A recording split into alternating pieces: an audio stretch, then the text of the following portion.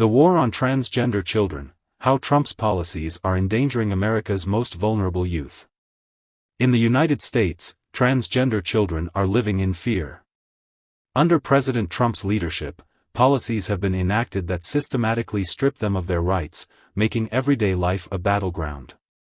From the restriction of gender-affirming healthcare to banning transgender children from bathrooms and sports teams, the message is clear: these children do not belong.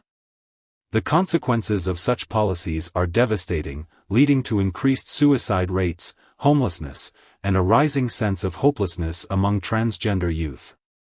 A president who bullies children. Trump's campaign rhetoric has only fueled the fire, with statements like, "Kids go to school as little boys, and they come home as little girls." This kind of language, coming from the highest office in the country, normalizes bullying and discrimination. Instead of setting an example of leadership and compassion, Trump has taken on the role of the mean kid on campus, weaponizing his influence to ostracize transgender children. The result?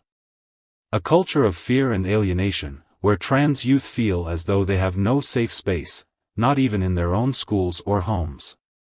The rising suicide crisis. The numbers paint a grim picture.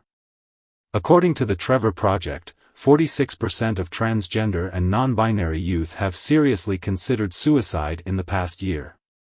Studies show that states enacting anti-trans laws have seen suicide attempts among trans teens skyrocket by as much as 72%. These aren't just statistics, they represent real children, scared, isolated, and without hope. Crisis prevention hotlines have seen a surge in calls from transgender youth who feel they have nowhere to turn.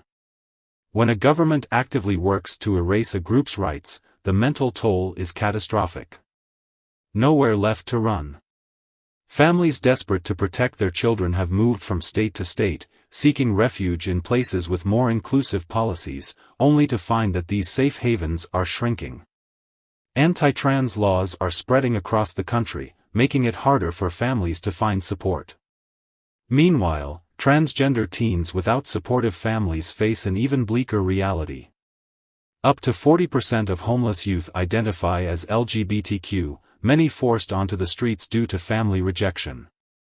Now, with Trump pushing for policies that criminalize homelessness, these already vulnerable teens risk being arrested simply for existing.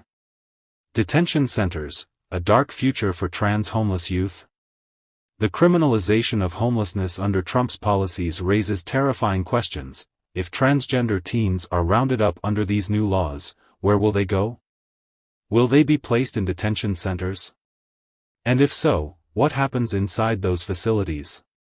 History has shown that when marginalized groups are placed in government-controlled detention centers, abuse and neglect often follow. Without oversight, these centers could become dang.